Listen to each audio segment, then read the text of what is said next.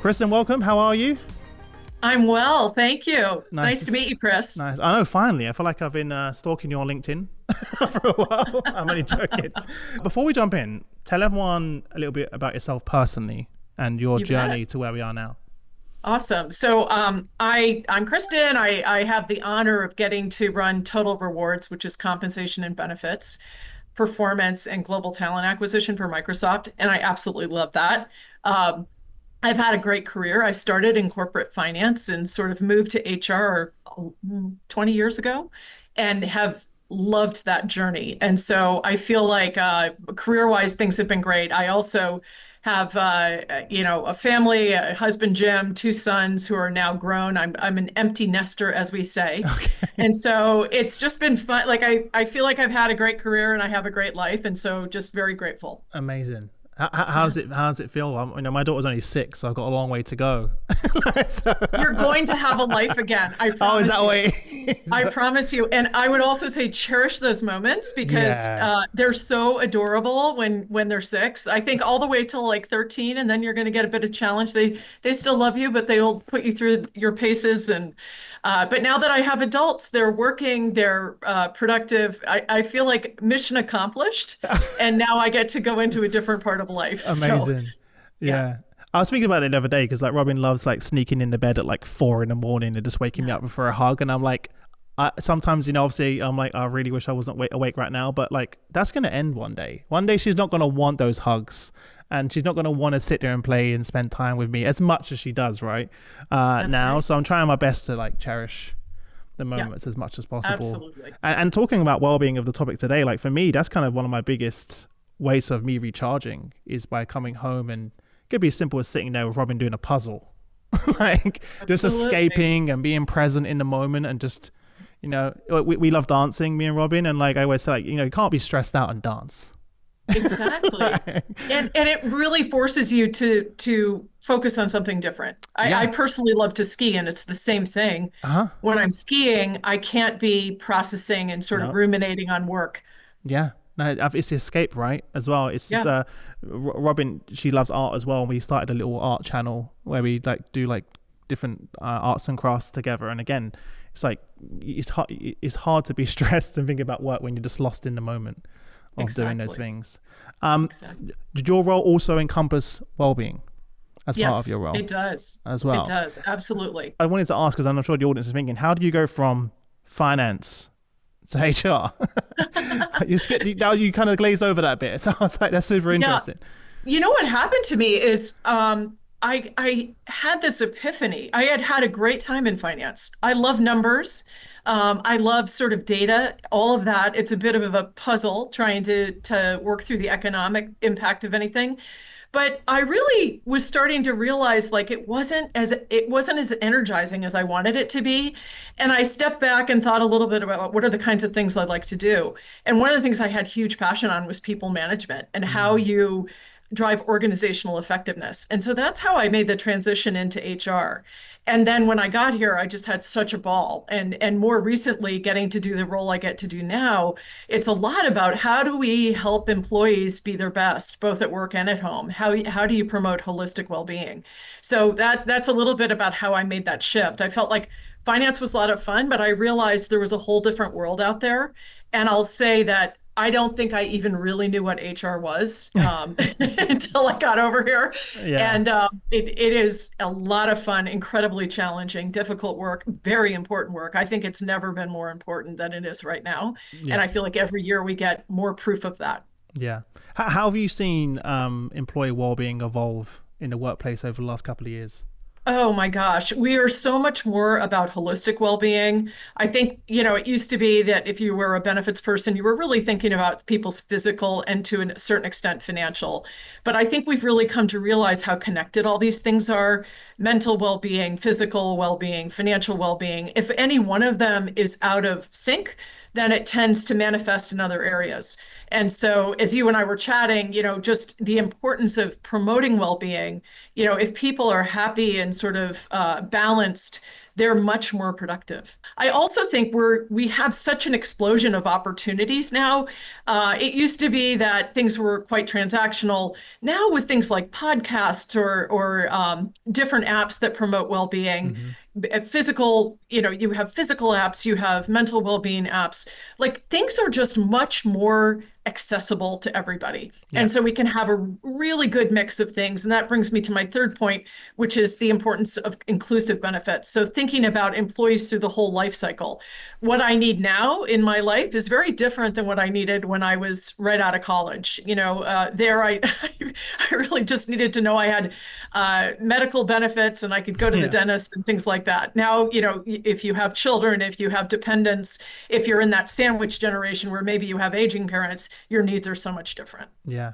And I think I've been exposed to that. Obviously, becoming a dad, to your point, Yes. but Yeah. also Shane, my co-founder, were taking care of his granddad. Right, something that Yeah. we never really, just honestly, quite growing up, honestly, in my career, never even thought that that would be a thing. Right, and the challenges that he faced there as well. And I think one of the great things about technology is now we can create that customized experience for Exactly. people. Trying to do that at scale in the past was very tough. But with technology, for example, my first ever therapy session that I had for my anxiety was via a video call, and it removed a lot of the stigma and the idea of physically going to see someone. I felt quite Absolutely. overwhelmed by the idea of that, but the fact I could be in the comfort of my home, on Mhm. my time, on my schedule, and have that conversation was a game changer for me. I absolutely love that. You're Yeah. so right. And I think COVID really helped as well because we Yeah. really got much more comfortable with virtual. And then from my perspective, we have 220,000 employees across the planet and 450,000 dependents. So without virtual environments, we would never be able to serve up benefits in the way we do now. So I Yeah. think it's a great call out. Are you seeing this more in terms of the importance of when you're trying to attract talent now as something of a priority? I think so. And that's changed a lot too, which is interesting because I think um, I would say earlier in career are much more interested in benefits certainly are an important attractor to people. It can differentiate you. But I would also say some of our benefits with respect to sustainability or charitable giving is so important to earlier in career people now. And I've seen that as a shift. I think in my era, it was more, what are you making financially? And Yeah. do I have a retirement contribution program? Good, I'm good. Now people are like, I want to work for a company that allows me to do the things that are important to me and to give back to society and things like that. Yeah. There's much more of a focus on the why. And people Right. want to work for an organization that connects with their why and their purpose. But you're Right. right. When I was younger, 20 years ago, that wasn't even Yeah. it's like, how much do I get paid? What was my holiday? So, Right. but now it's really around like, they want to work in a company that shares their values, that contributes to charitable causes, that Right. maybe gives them some flexibility. It's kind of completely changed. 100%. The And other thing I love is I would say earlier in career talent is much more comfortable on talking about mental well-being yes. and talking about I have anxiety or I have this or I love that because I think older generations were taught to cover a bit and maybe not Yeah. even to be aware of all the opportunities that are out there. And so I do feel like there's definitely been some shifts in sort of approaches and thinking on various benefits. Yeah. Why do you think that is? I think people talk about it more. I feel like I maybe the pandemic helped us here too, but even Yeah. before that, I feel that one of the things we do at Microsoft is try to talk more openly. We used to say it's okay not to be okay, Hmm. and to make sure that people understand the benefits that they have, and things are a bit on a continuum. So I feel like my experience with my own kids, they're sort of in my demographic of early in career, they would have their schools would talk to them about it. Yeah. And in college, they would make resources available. Back when I was in university, we didn't have things like that. So I just feel like people are really understanding that all of this is connected, and mental well-being is one of the biggest levers you can have for overall well-being. Yeah. I Does remember that going, make sense? no, 100%. Are you seeing that too? Yeah, I mean, talking of kids, like I did Robin's parents' evening. She's six, Yeah. right? But when I Yeah. walked into the classroom, there was a big, huge kind of like poster when you first walk in the classroom, and I was like, "What's that, Robin?" And she's like, well, Yeah. Daddy, when you come into the class, you pick a face that represents how you're feeling today. So you Brilliant. come in like, well, I'm happy, I'm sad, Yeah. and so every kid does that every day, and it just lets the teacher know where they're at, right? And I it love also, it. they Robin understands that maybe her friend Isla's not feeling great today, Yeah. so now she has more empathy for That's to make terrific. sure, right? She's like, Daddy, no, Isla wasn't feeling great today. I want to take care of her. And the other thing that she does once a week, and she loves it, she has a mindfulness class.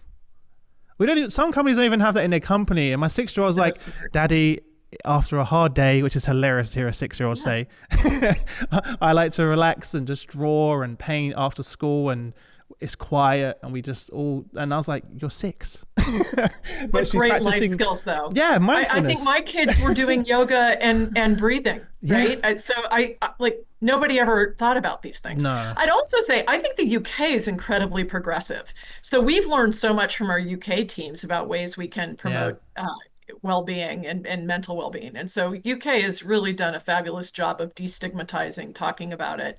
And I love to hear that 6-year-olds are doing Yeah. that and being taught that a range of emotions is acceptable. You don't always have Yes. to have the happy face on. Yeah, I love that. And I feel like I can just see the way she interacts with other kids when they're upset, or she has empathy. She can really, she Yeah, understands it from an early age. And I think one thing that you said that's great is you helped your employees have the language to be able to have the conversations. Because a lot of the time, exactly. it's not that people don't want to help or they don't want to have the conversations. They're just kind of worried Mhm. about saying the wrong thing, right? That's right. So it's really important that we provide that training to our leaders and managers so they can, Mhm. again, when I grew up, as a manager, leading with empathy wasn't something as a top That's requirement of right. your skills and Right. competencies, or having well-being conversations, right? Now that is something required of our leaders, but we haven't prepared many of them for that. Right. I Um, think a couple of years ago we created a manager training that really helped managers understand what their role is in supporting employees. And we told them, look, we're not expecting you to be counselors. We yeah, want you to be a lighthouse. We want you to direct people to the resources they need and to really listen carefully.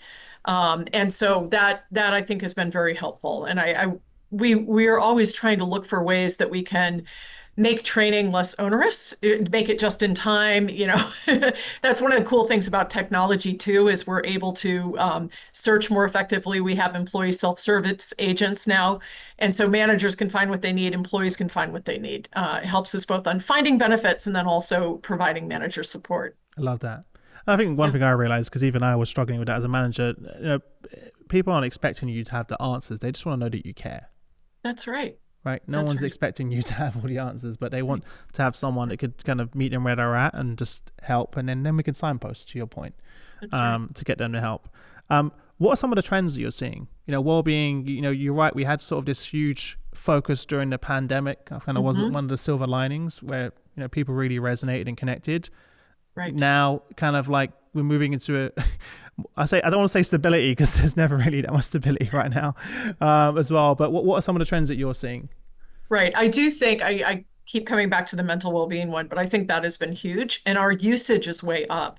But we also know there's a huge ROI on it. So there have been all kinds of studies that a dollar invested in mental well-being definitely pays back. And so that's been great. I also think you end up by supporting the mental well-being side, you probably have savings a little bit on the physical because you may be able to support people so they're not manifesting in physical conditions.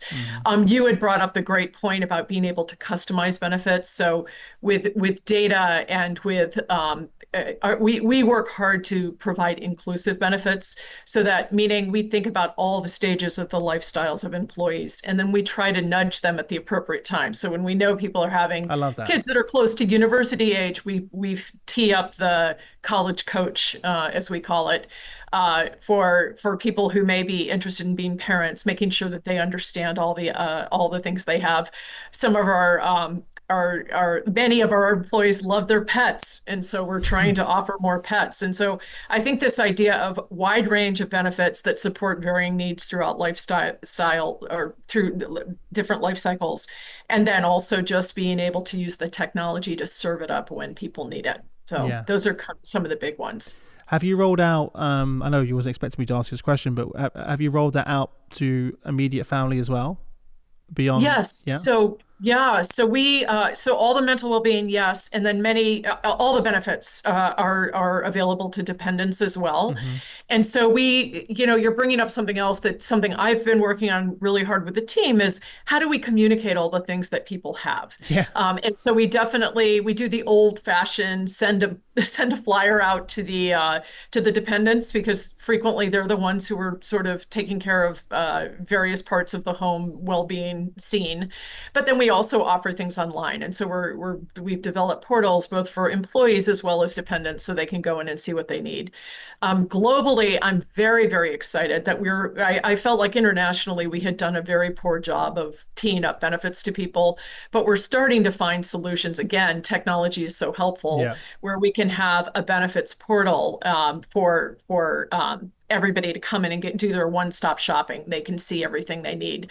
So often I will get a mail from an employee that says something like, I've just been diagnosed with cancer, or my loved one has just been diagnosed with cancer. What Hmm. do I do? Yeah. And so I can say, okay, here's where you go. Here's what you need to do. Employees a lot of times are busy, and so they may not be aware of what they have. And so making sure that anytime it's needed, people can find it easily. Yeah. Yeah. I'm always surprised when I speak to my friends and family members that they just don't know No, what they have. they So don't. so, so much Right. as And I would well. say the pandemic basically generated an explosion in mental care needs for teenagers in particular. There's so much isolation. And so ensuring that we have Yeah. benefits to support the whole family. And, you can't do your best at work if you're terrified about what's going on with your child and or your significant other. You've got to make sure that you're attending to the whole family. Yeah. Have you and the team looked into leveraging your own AI agents and We co-pilot to have. So, customize that? Because I feel like that's like just made, it's right there, right. ready to go. It's so ready to go. Now, like we have a mantra of responsible AI. So we have to make sure, especially when it comes to healthcare and things like that, that we are very, very conscious of people's Sure. privacy. And so we're doing the one of the ones I'm very excited about is this employee service agent, Hmm. where we have a lot of information out on our HR sites. People don't always want to navigate through all that stuff. And so if you can just go in and ask an employee self-service agent, where do I find this or that? That is going to be incredibly powerful. However, we're also learning that it takes time to train the algorithm and to make sure that it's going to return the answer that you want. Yeah. So the thing with AI is there's a certain amount that is machine learning, which is just returning the information that's out there on your websites, but it might also infer. And you want to make sure that it's inferring correctly. So we're trying to take some challenging scenarios and pre-test to make sure that we're not going to get a hallucination, because it would be terrible if somebody asked for 100%. some critical care and got the wrong answer. So, but we really do think there's tremendous opportunity, and so we're rolling it out right now. We started in the UK, and then we're starting to roll out globally. It's going in the US. It's already out with a number of groups, and then I think it's either this week or next week. It's going to Wow. everybody. But also we're putting in a little bit of an appropriate warning that, hey, this is new technology. And so please also check here, or in those really sensitive scenarios, we make sure that there's a way to connect and follow up. Yeah. So it's not perfect, but I think tremendously promising. Yeah. Back to our point about making it accessible, right? The fact that people can Yes, ask questions in any language, it understands, it exactly. meets them where they're at, it knows what country they're based in, knows their context, it can be Yep, more tailored. But to your yep, point, we have to be very careful of understanding where do we keep the human in the loop, exactly. right? So if this question gets answered, or this keyword sentiment analysis, we then need to direct that to someone to have a Absolutely. And conversation. be able to quickly get it to somebody, if you want to talk to somebody in HR, here you go. If you want to talk to your medical practitioner, here you go. Yeah, that's a concern that we're going to go too far in one Right. direction, and you can't, especially talking about well-being, we just can't take that risk Absolutely. as well. Absolutely. Um, Being in the role, how long have you been in this role now? Uh, 8 years. Wow, I've you have to only think about taken on the that. recruiting. It's a long time. Only taken on recruiting in the last couple of years, but in the Wow. total reward space for eight. what for those sort of well-being and leaders tomorrow that'll be looking after a similar role, common bands, etc. What total rewards? What advice would you give to them that you wish you had when you I would started? say definitely think in terms of this holistic well-being. Try to make sure that you have strong coverage on all fronts, but also know there's so many tremendous vendors out there. Try to think of the various buckets of well-being and try to make sure that you have a strong offering in each. And then the thing we learned too is continue to assess the market because things are changing all the time and just make sure that you're aware of what's out there. There can be a cacophony of things. So we Yeah, have we have, and also I think educating employees about all the various things that they have. We try to do a lot on employee listening, and so I recommend that people do that as well. Many of us do employee engagement surveys. It's very easy to throw on a question or two to find out what's important to people. And then we always do a lot of surveying during open enrollment to listen as well. So I would suggest that people definitely use data to guide their decisions, understand what's on employees' minds. Interestingly, we also found out that in thinking about the economics of this, frequently, costs are always going up for employers. You can't always shoulder everything yourself. But the other thing we try to be reasonable in terms of what we ask employees to participate in. But we also had a very cool learning that when employees have a little bit of skin in the game with respect to cost, they're more discerning on how and when they use things. So it's kind of perverse. Like if you give unlimited um, benefits, you may find that there's a lot of waste. Whereas if there's a little that bit makes of sense. participation, it does. So I think Because they those are have good to. At the end learnings of the for day, we can people. support and help, but they have to own their own well-being, right? That's right. We can That's help right. provide so much, but you're right because otherwise you kind of take it for granted, That's right. maybe as well. I The don't other think. thing I found, I've found champions in the business, leaders who will help support different aspects. So if we're going to do a campaign on something, a lot of times we'll get a leader to step up, or if leaders are generous in sharing that they may have an anxiety issue or a Hmm. neurodiversity issue, or they may share an experience with their family. That's so helpful. So working with the leaders also to help evangelize the benefits and opportunities is fantastic. Yeah, I think we can't underestimate, or sorry, like I want to make sure that people understand that the storytelling probably is one of the most powerful things. Absolutely. Like one of the reasons I hid my anxiety and my panic attacks from my wife and friends for over 20 years, and no one knew about it, right? Because when I grew up, I was told by my parents and friends, you don't talk about it, Right. you don't tell anyone this, etc. So I kind of came from that generation, and it took me hearing some other leaders that I really admire tell their story for me to go, oh Exactly. wow, it's not just me. Right. I can still be strong, and as obviously I was worried about what's my wife gonna think, what my employees gonna think, what my Exactly. friends gonna think, and I was like, okay, and then like many people, you end up discovering it actually becomes your superpower because you Absolutely. build so many more strong relationships. My employees can come to me now. Mhm. Even customers of ours that I have conversations with, friends of mine that were in counseling that I had no idea about. So it just builds a level of trust in the team and your relationships that just is the opposite of what I thought. It's like a superpower. That Exactly. level of vulnerability, if that makes sense. And I think people start to realize we all have challenges. We all do. And sometimes they're bigger than others. Sure. Sometimes maybe a Headspace app is fine, or a yoga class is fine. Sometimes it may be more intense, and that's okay. That's just Yeah. normal. The 100%. other thing you're reminding me on the power of storytelling that I've learned that I'd love to share with fellow colleagues is the importance of storytelling. We did a lot of work on behavioral economics. Like, what is it that's interesting to people? And we always felt like, gosh, we have such good benefits, just tell people about it. What we learned from that work is what we should tell people is the benefits of the benefits. So don't just say, I have great parental Yeah, leave what or does I that have mean? great maternity Yeah. leave. Say Microsoft delivers, across the Microsoft nation, we deliver so many babies a day, or just being able to talk about how we empower people, and that was a big breakthrough for us. I think we made more traction by telling people about the outcomes instead of just the nuts and bolts of what's out there. Because that's what people connect with, Yeah, right? That's what they resonate with. totally. I was speaking to a CHRO recently, and she was like, almost in tears on the call, and I was like, she just came from another meeting. I was like, what's up? And she was smiling, and I was like, she's like, Chris, we just had I think it was like 10 or 15 employees come in with their babies who were struggling, but had those babies through the fertility treatment of the benefits. And she's like, Chris, I can't even tell you how, like, you know, it was just incredible to see all these parents that were struggling to conceive for so many years that are now using our benefits. And we did a little meetup of all the parents and the babies, and she's like, that made everything that I do worth it. You know, I love it. And they kind of did a little story around it and some posts and stuff, and she's like, that's what it's about, Chris. This is what it's about as well. And I was like, wow, that's incredible.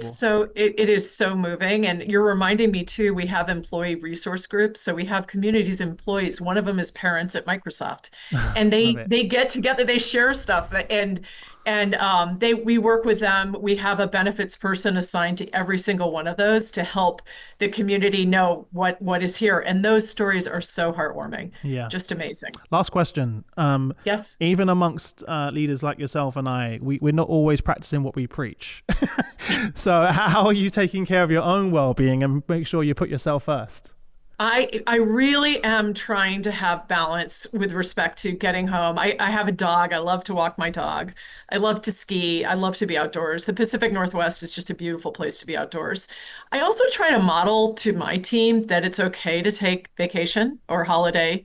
And I really do try to step away. And then I think also we try to model for each other, hey, when I'm out, will you be on call for me? I'll be on call for you. And let's really unplug if we can. Yeah. It's one of the downsides of our connected world is we can always be on, and we shouldn't be, because we all know from the research that time to recharge is so important for your ability to think and process and problem solve. You got to give yourself space to do that. So you got to unplug. Yeah. So anyway, that's some of what I do. I will admit, I think I'm already kind of failing in some of my New Year's resolutions, but I'm gonna be kind to myself. Give yourself grace. That's part of something I've learned. Give yourself grace. Something my coach Chester Elton would tell me, Chris, give yourself grace. Don't start beating yourself up.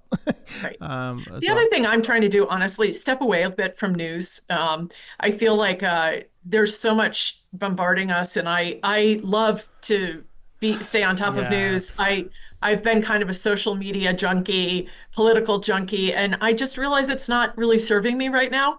So I'm stepping away from that. And I still want to stay in touch, but I'm creating boundaries where maybe I'm watching 30 minutes a day instead of peeking in every 5 minutes. What's going on now? No one's mentioned that yet in the series, but I feel that's a really important point you just brought up, because one of the things that I ask myself, and it's something years ago one of my leaders said, you know, is what I'm watching, saying, listening to right now getting me closer to my goals? And if the answer is no, just don't do it. And why do it? Right. So like whenever I think we get bored. We stand in line. I'm like, oh, I'll go check on this. And you just get lost in the algorithm as well. I appreciate you coming on. I'm so happy that we're going to connect. What I'm going to do, I'm going to grab the team next time, and next time we're going to do like a skiing podcast. It'd be the first ever podcast on skis. I love it. GoPros, mics on there. I think it'd be actually hilarious. I would love to share with you an anecdote. So some friends invited me to a beautiful area called Sun Valley in Idaho. And it's become a magnet for retirees. And these are some of the healthiest people I've ever seen in my life. Really? I went snowshoeing. I went downhill skiing. You see, 80-plus-year-olds who are just in awesome shape, and they feel so self-actualized. And I thought, okay, this is great for me to see. It's just the reminder of sort of the whole package, that attending to physical, mental, financial, like if you could pull all that together, you can just have a really awesome life. Especially at those ages as well. Movement is everything. Yes. Staying agile and mobile. That kind of it feeds everything. The strength, exactly. To your point as well. But listen, I appreciate you coming on the show. Well, Chris, thank you. And I hope you get to go spend some fun time with your 6-year-old and find out what she got to do today. I wish you all the best until we next speak. Thank you. Take care.